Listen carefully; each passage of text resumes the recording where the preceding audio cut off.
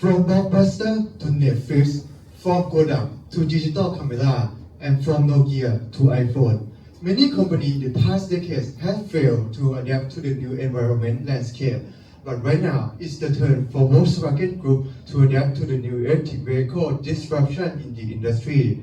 So, key question for today is how can Volkswagen Group successfully and smoothly transition itself into this new landscape? And that's where we come in. A very good afternoon, honorable judges, ladies and gentlemen. My name is Pranon. Together with my colleague of Wasina, Pet, and Titilak, and together we are Vermillion Vanguard.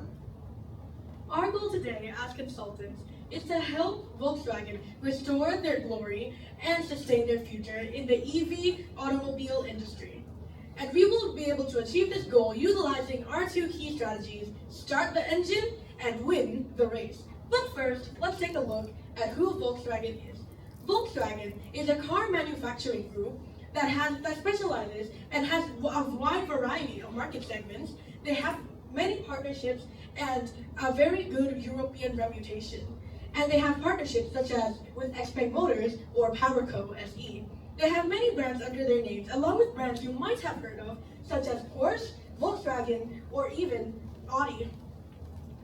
And currently, we have faced a lot of challenges in the past. There have been financial constraints because of the pandemic. There has also been our emission scandal, and in their failed all-in EV strategy that they tried to implement into integrating all their cars into EV and failed. And their competitors, if they want to go into the EV market, would include Tesla and BYD. And if we see their prospects currently, they have faced many challenges. So they are at quite a low for their company historically. And there are two scenarios that can happen right now. The first scenario is the downfall of the Volkswagen Group, or the slower growth. And the second scenario is the growth and expansion. So how can Volkswagen secure their future in the EV market? To be able to achieve this, they have to ask themselves two key questions. The first is how can they restore their glory, and the second is how can they sustain their future in the EV automobile industry. They will be able to do this with our key strategies: start the engine and win the race. So everyone, let's buckle up, get in our cars, and start our engine. So let's dive deep into the second stage, the first key strategy: start the engine. For Volkswagen to regain its once past glory and drive off and also win it.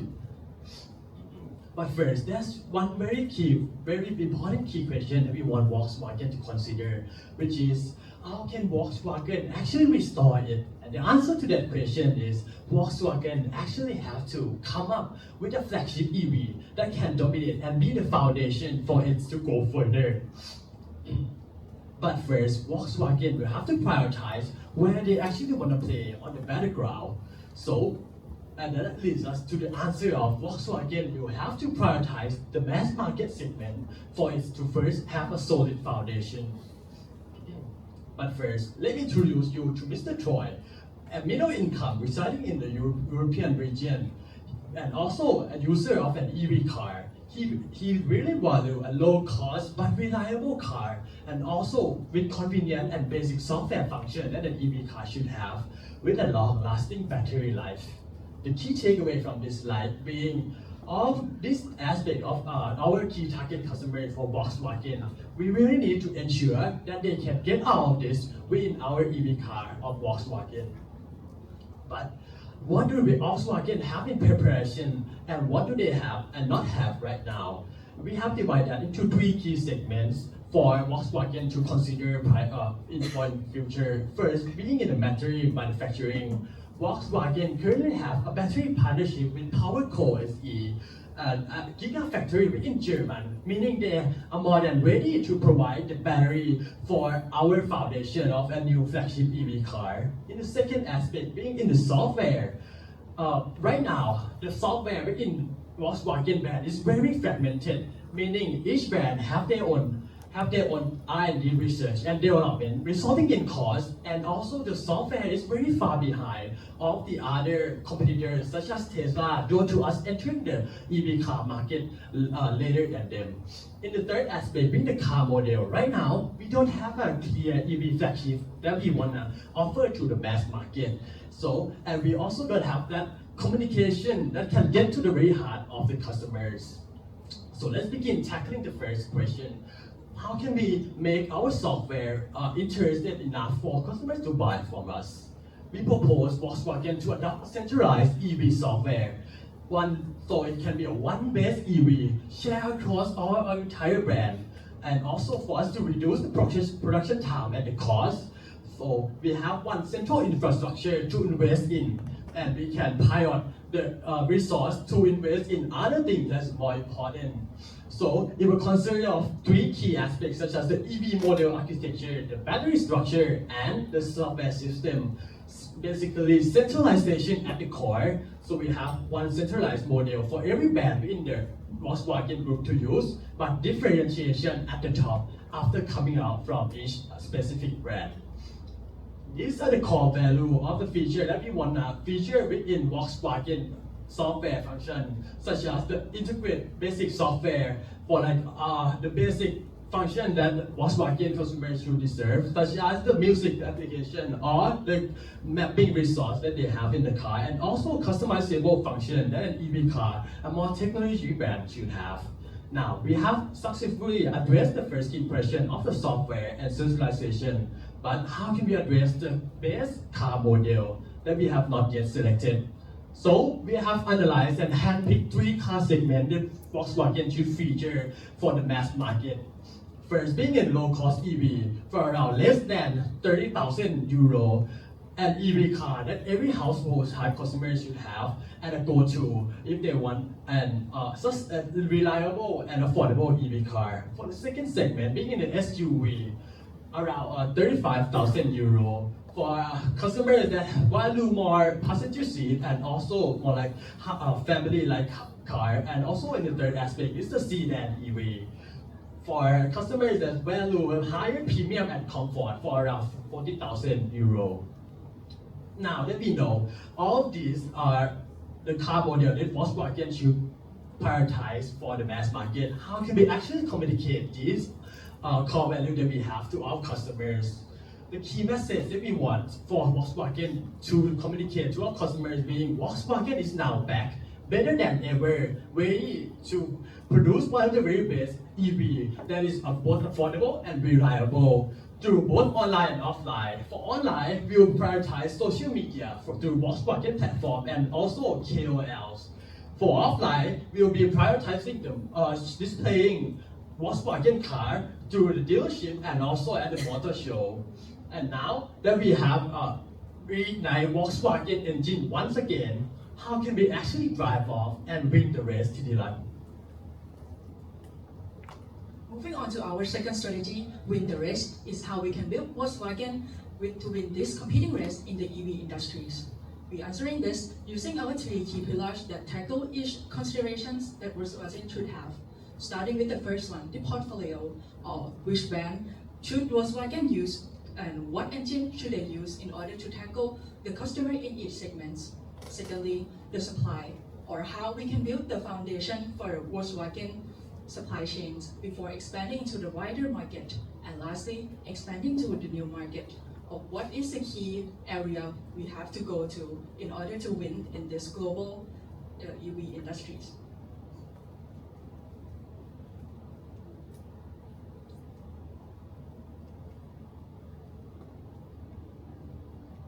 Okay, let's start with the first one of portfolio. Right now, there are three main segments of brands under Volkswagen groups, which we can consider it as a supercar, premium, and mass. Let's start with the first one. The supercar, this includes Porsche and Lamborghinis and also Bentley. Considering its sportness and premiumness of those brands, those customers, they are more perceiving in terms of the legacy of each brand. They don't want EVs to ruin the storytellings of this brand and want to preserve the originality. So we want to make sure that we're putting the least adjustment as possible With that, we propose to Volkswagen to use the hybrid engine instead of going full EV. But now, let's look at the premium and the mass market, which includes Audi, Volkswagen, and Skoda. These are the areas that we could go to full EV as they are more cost efficient and they are looking for the EV that make them feel that they are most affordable and also the best quality. Now, let's moving on to the second part, which is supply, or how we can set the foundation for the supply chain of Volkswagen before expanding into the larger market. With that, we can leveraging what Volkswagen already have in this two strategic area of Germany and China. Let's start by the Germany. Right now, Volkswagen is owning an unutilized factory. This is where we can create a battery hub from that location. And next is China. We can leverage from using the partnership with Xpeng as they are expertise in battery manufacturing. With that, we can also forming a new battery hub in China and also owning the two strategic key area before expanding into the future to become a future battery hub for every area in the global markets. Now, let's take a look at which are the key area of the market we should go to. In order to win in the global market, we need to win in USA, European, and China market. Despite the strong competitions in the USA market, right now the situation is different than others. There's a big competitor named Tesla that is located in the less spotless and premium or in the mass market. With that, we don't want to compete to them directly, but rather we have a sweet spot in premium area and the sport car area. We're tackling in that area as a more prioritizing. If we have a resource limitations, we want to allocate our resource 70% to the top two areas and last 30% into the later of the mass market. With that, we propose Volkswagen to enter to the USA market using that sweet spot with their hero branding. Our hero brand includes the Audi and Porsche, which I will go through later in the later slides. With that, we also are having the Canadian factories located close to the USA. That is also where we can use Tesla leveraging of why we are ready to enter the USA market. And also our software is ready to build in the centralized. So we are now ready to use our hero brand. The reason we choose Audi is because Audi having all of the strength comparing to other brands in the portfolios.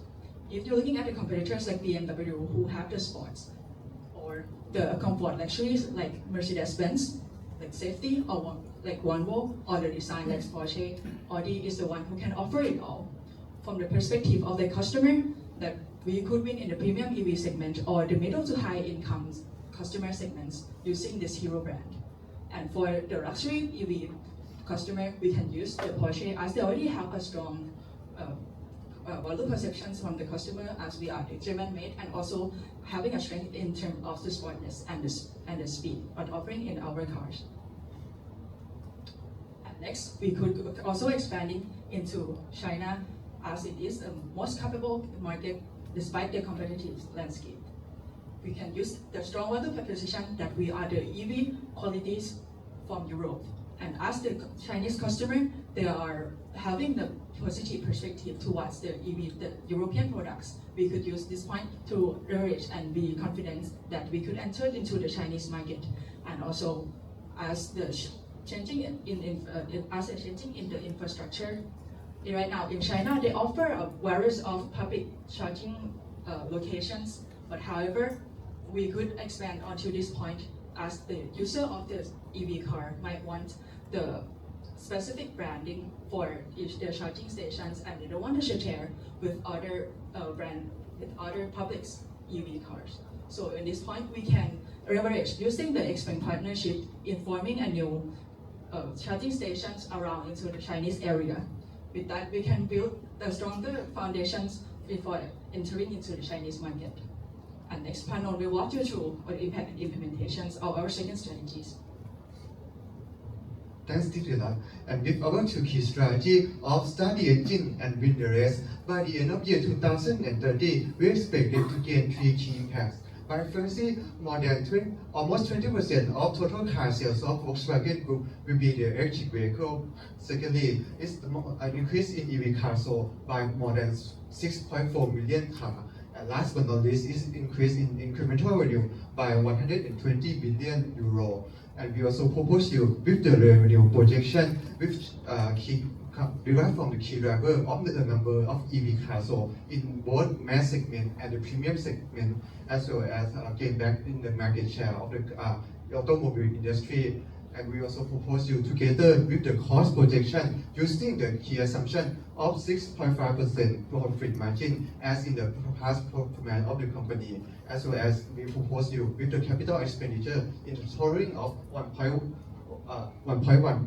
billion euro in the next 5 years, mainly derived from the cost of the new factory in the China, as well as the renovation of the factory in the Germany itself. And we can expect to get a total profit of 8.1 billion euro in the next 5 years. And we also propose you with the implementation timeline, which start in engine would be start in the first phase of 2026 to 2027 to stay laying the strong foundation, both supply chain and the mass market presence of the EV car. And then we'll start with the rest phase in 2027 to 2030 to capture most of the market share in the EV market, as well as strengthen the long-term growth of the company. And we also propose you with the implementation timeline, which in 2026 will serve as a preparation phase mainly, and then start the implementation and execution phase in 2027 onward. And of course, every strategy comes with its inherent risk, hence we have conducted a risk and mitigation plan to ensure the success for Volkswagen Group. And our most concerning risk for today is the possibility that Chinese mass market could be had low penetration due to strong competition in the market. So we also propose the mitigation plan by pivot the main focus to the premium segment instead. Since we are the European quality brand, we can leverage this value proposition in the Chinese market and win the heart of Chinese people once again. And now, judges, what we have done today, that we just successfully help Volkswagen Group transition itself smoothly with our two key strategy by starting the engine and win the race. And right now, Volkswagen is more than ready to adapt to the new environment of this automobile industry. And that concludes our presentation. The floor is now open for any questions that you may have. Thank you.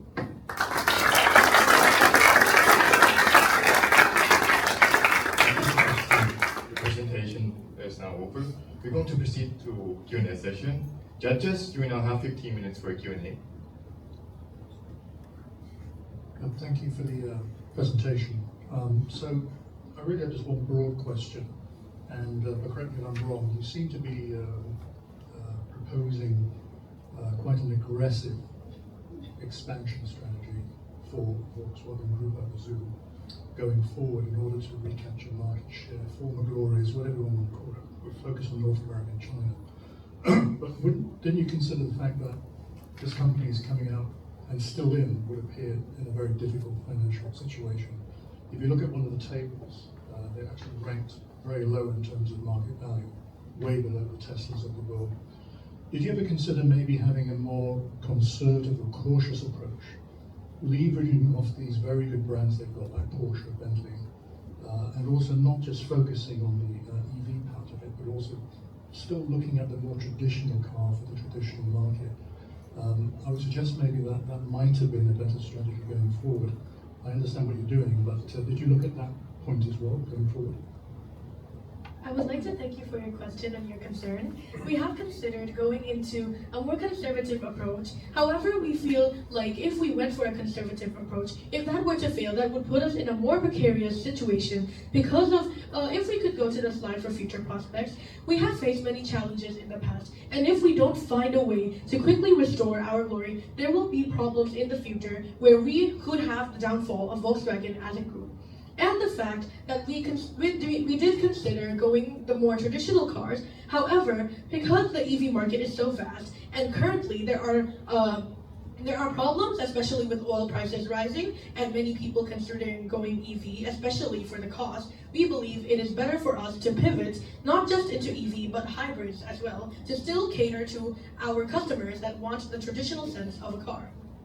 But if you look at the data, I think it does indicate here that consumption or the buying of vehicles peaks in 2030, I think is it.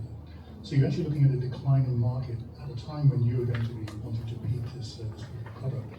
So if this doesn't work, I would suggest you to be equally in a very difficult situation by presumably over-investing in all this to get to the stage where you want to be in 4 or 5 years' time.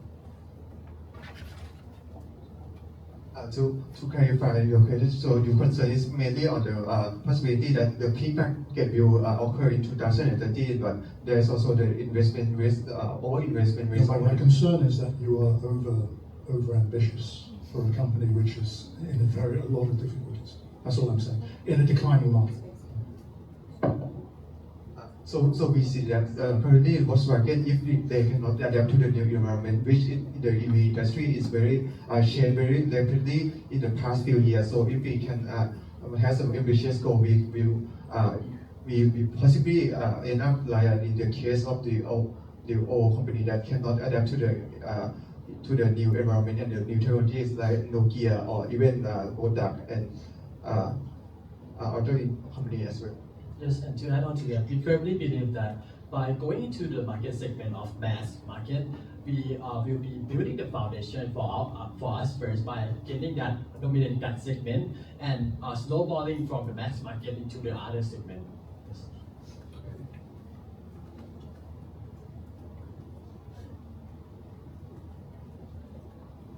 Thank you for the presentation. So, the 2 questions.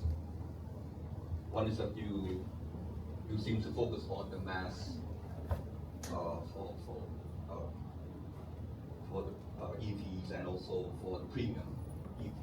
How you can ensure that this is going to be successful in terms of penetrating to the US market and also into China markets, since they have the dominant players like Tesla, as well as in China, which is the Chinese brand like BYD.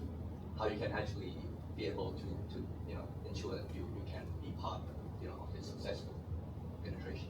So in order to address your concern, we want to separate your question into 2 parts. First is the mass market itself and the premium market segment. So I would like to address your first part first, and my colleague will take up the second part. So in the mass market, we believe that we can leverage the very strong brand proposition in the market right now, since Volkswagen has so many brands in the group, and we will try to penetrate in the Europe market first before going to global market, since the Europe market has a very strong reputation and legacy in that market. And to address your concern about competing with other brands such as Tesla or BYD, as for Tesla, we believe most of our segments are in an entirely different segment from Tesla, which will lead to not very much competing, but however, we do understand that they are more name brands than us, or maybe more famous than us. We believe that our reputation as a European brand could still trump their current reputation in the EV market. I want to understand more about your value proposition. What's difference actually that you have competitive advantage than in the mass or even in the premium market, comparable with the local brands or the main players in the market that already have that presence, and how you can actually ensure that you can strive to really be able to be part of this competition.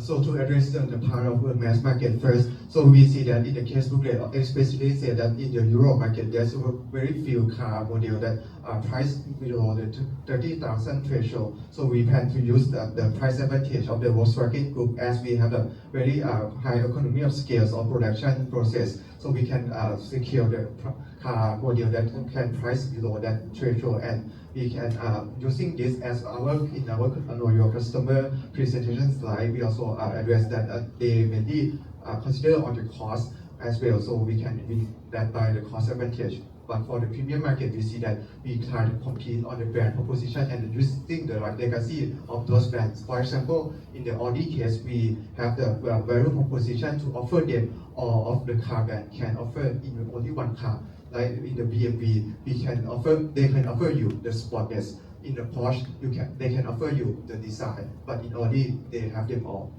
Yes, and to add on to that, in order for us to have a core competitive advantage, like my colleague said before, we were utilizing the price advantage. And from the solution we propose having a centralization model, basically one model that can be shared across all brands. I believe that they can cut back on the cost and enable us to utilize price as our advantage. My second question will be on the financial. I think you have addressed that there will be the growth from 2025 to 2030, with the 6.5% profit and also 5 years growth. Right? Can you explain more clearly on how you actually derive all these figures and how you can make these judgment on the assumptions and really see that it's be a feasible or practical way of managing that? So I would love to explain my financial calculation logic using my appendix. So in our appendix, we have separated the revenue stream from two segments. First is the mass market itself and the premium market, which we derive from the number of cars. So in that segment, multiplied by the average revenue by car. So we use the average revenue for the mass market at 25,000 euro and the premium market at 40,000 euro. And with our weighted average revenue per car, so we can compare with the past performance, approximately 28,000 euro per car, and that's consistent with our projection as well.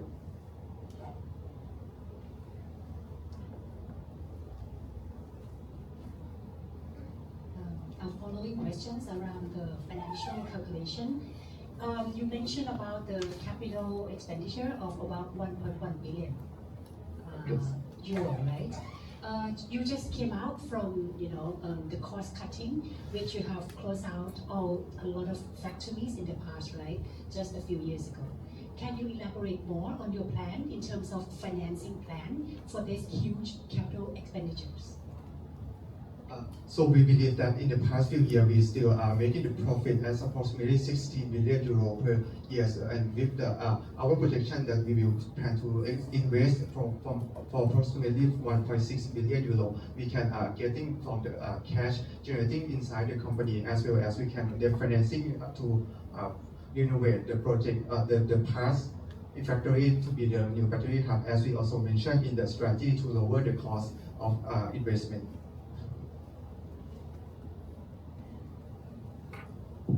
Yeah, I have two questions.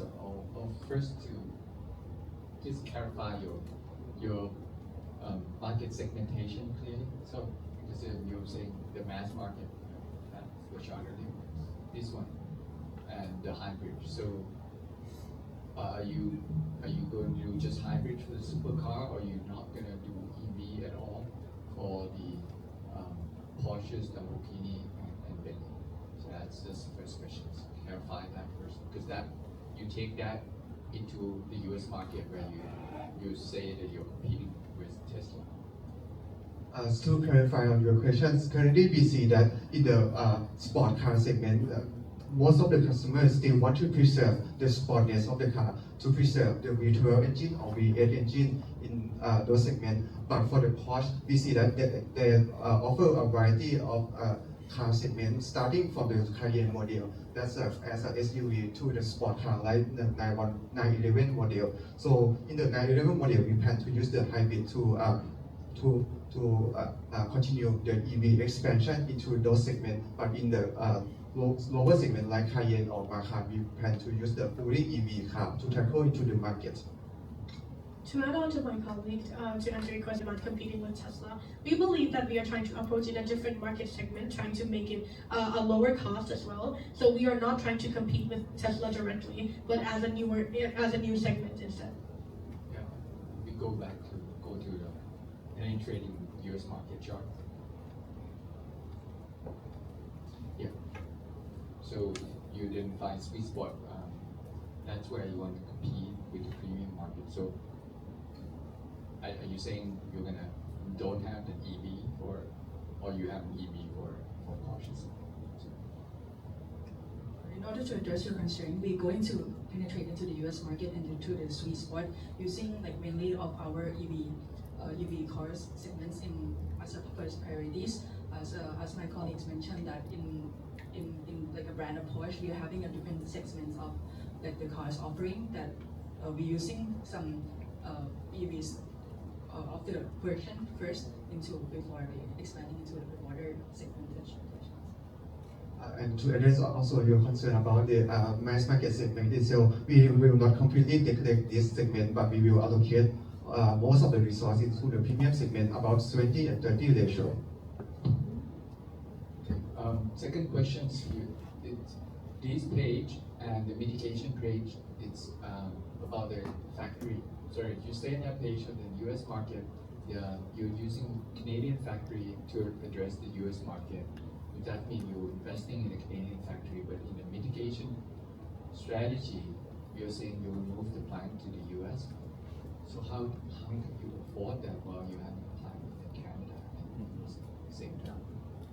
To elaborate on your question, currently in the Canada factory is mainly to produce the battery itself only, but in the other production process, it needs to be in the another factory. So we see that if the geopolitical risk arise from the decline in the investment into the US market, we plan to invest more in the US market in the US factory and pivot the last mile production into the US to mitigate that concern. Last questions. Do you have a plan to phase out in the internal combustion engine, and when would that be if you have that? So currently, from our projection by 2030, we plan to have the EV cars sold by approximately 20% of total cars sold for the year. But if we want to completely transition to 100% EV, so we plan to have a very long term, maybe in 2050 net zero plan as consistent with other ESG goal in the industry. Thank you. Well, last question. Regarding the fourth competitive strategy, since you actually plan to also invest into Canadian or the Chinese factories. In Germany, you also have in German and also Canadian factories. How actually would be able to compete with the cost competitiveness if you also planning to penetrate into the Chinese market or to other market that has had disability laws. So to clarify your question, it is about how we would be able to compete as well as in manufacturing. Thank you once again, judges and the team. The Q&A session is now done. Team, you may choose to make